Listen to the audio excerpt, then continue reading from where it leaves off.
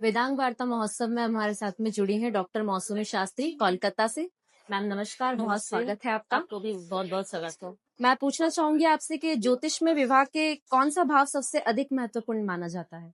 देखिए, ज्योतिष में क्या है, विवाह के लिए तो बहुत सारा भावों को दिखा जाता है, विश्लेषण भी किया जाता है, लेकिन सबसे मेन रहता है सप्तम भाव।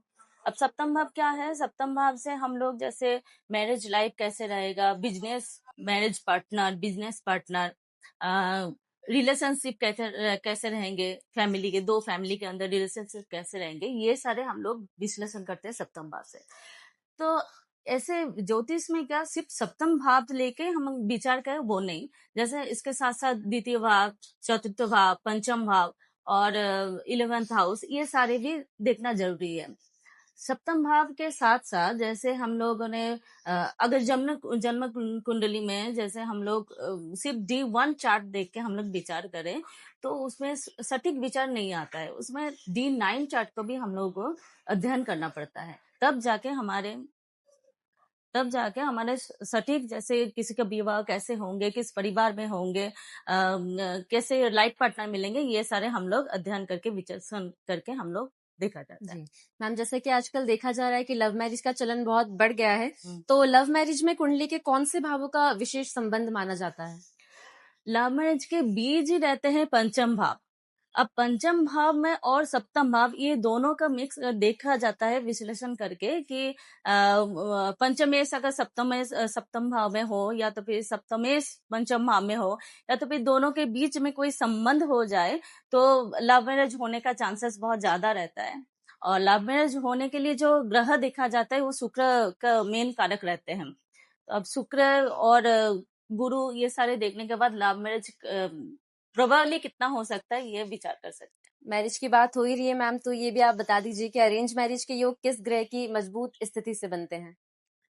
अरेंज मैरिज के लिए देखिए, जैसे ये क्या दोनों परिवार के एक समझौता है, जैसे गुरु ग्रह इसके लिए प्रमुख रहता है।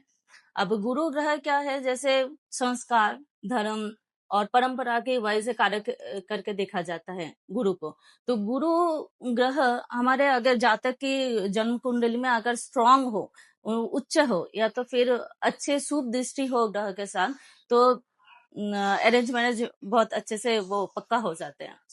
मैम एक संबंध होता है राहु और शुक्र का, जो संबंध होता है वो विवाह में किस प्रकार के विवाह की ओर संकेत करता है? राहु और शुक्र का संबंध, राहु ग्रह के मतलब ही है नियम तोड़ना, वो अलग ही रास्ते पे जाते हैं। छाया ग्रह। और शुक्र के मतलब है रोमांस, आकर्षण, विवाह, प्रेम। तो अगर राहु और शुक्र दोनों अगर मिल जाए तो डेफिनेटली वो एक लव मैरिज की तरफ से संकेत देते हैं। अब राहु और शुक्र पंचम और 7th हाउस के साथ हो, या तो फिर अलग भी भावों में बैठे हो, तो हम ऐसे विश्लेषण कर सकते हैं कि भाई लव मैरिज होंगे, या तो फिर दोनों गुप्त तरीके से मिल सकते हैं कि कैसे क्या होंगे लव मैरिज के, ये सारे दिखा जाता है राहु और शुक्र के। मतलब वो एक हट के मैरिज होने का संभावना रहता है। और यदि किसी का सप्तम भाव किसी की कुंडली में कमजोर होता है तो इसका प्रभाव वैवाहिक जीवन पर कैसे पड़ता है?